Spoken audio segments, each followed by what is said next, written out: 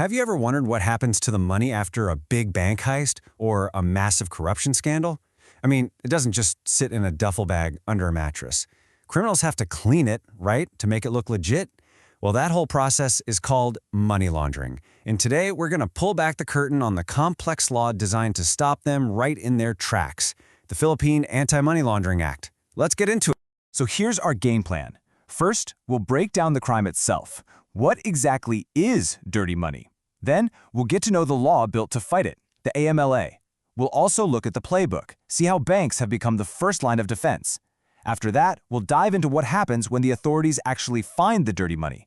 And finally, we'll connect all the dots and see why this matters to, well, all of us. All right, first things first, the crime of dirty money. Before we can even talk about the law, we've got to understand the problem it's trying to solve. I mean, what is money laundering and how in the world do you make illegal cash look like it was earned honestly?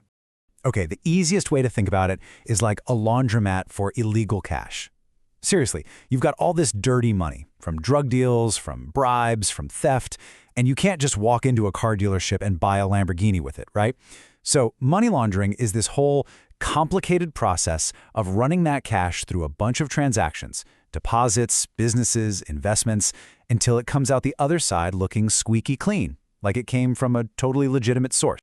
And that right there, that's the whole challenge, isn't it? The entire point of this crime is to be invisible. It's meant to just blend in with the trillions of legitimate transactions happening all over the world every single day.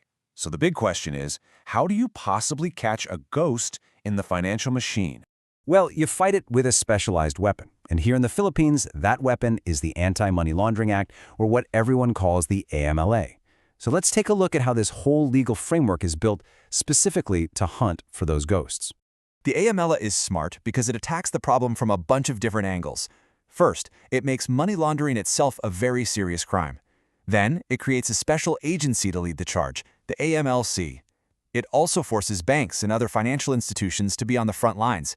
And maybe most important of all, it punches a hole in the country's super strict bank secrecy laws, giving the authorities the power they need to freeze and eventually seize those dirty assets.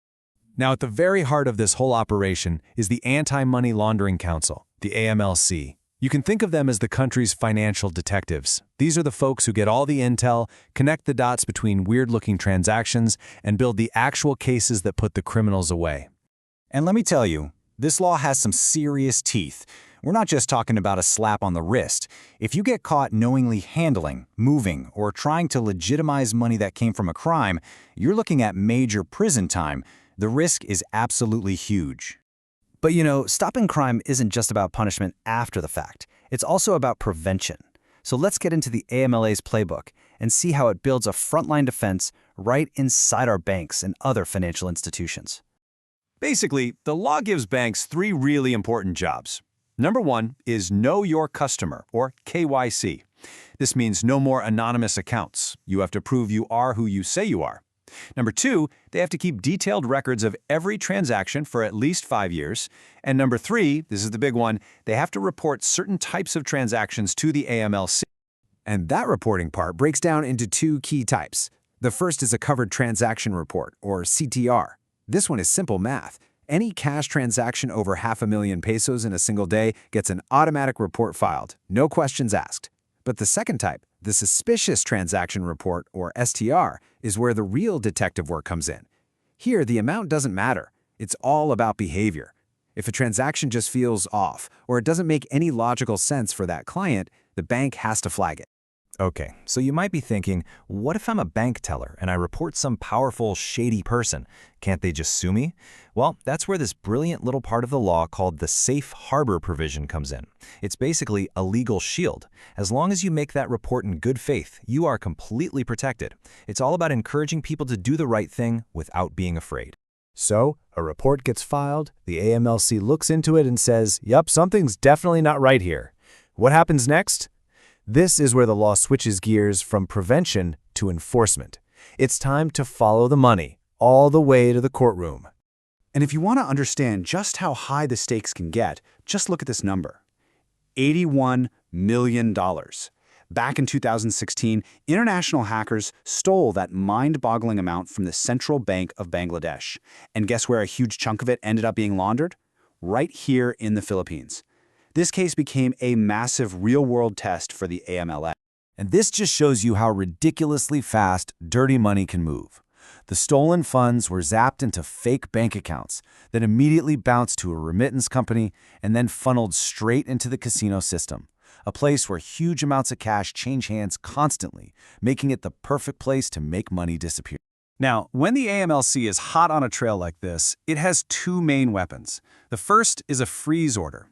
Think of this as hitting the emergency pause button. It's a temporary order from the Court of Appeals to stop the money from moving anywhere. The second weapon is civil forfeiture. This is the end game. It's a whole separate court case to permanently take the assets for the government. So one is a temporary stop, the other is a permanent seizure. But what's fascinating is how the courts have stepped in to balance the government's power. In a huge case involving the Solaire Casino, the Supreme Court made a landmark ruling. They said a freeze order can't last forever. It has a 6-month cap.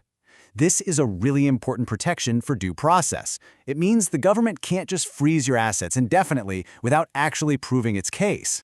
And what about actually taking the money for good? Well, check out this other major case. A man was found with millions in his bank account, all tied to the massive PDAF corruption scandal. And his defense? Get this. He said the money was just a loan repayment, but he had zero paperwork. Why? He claimed it was all based on trust because of their shared Chinese heritage, tradition, and culture.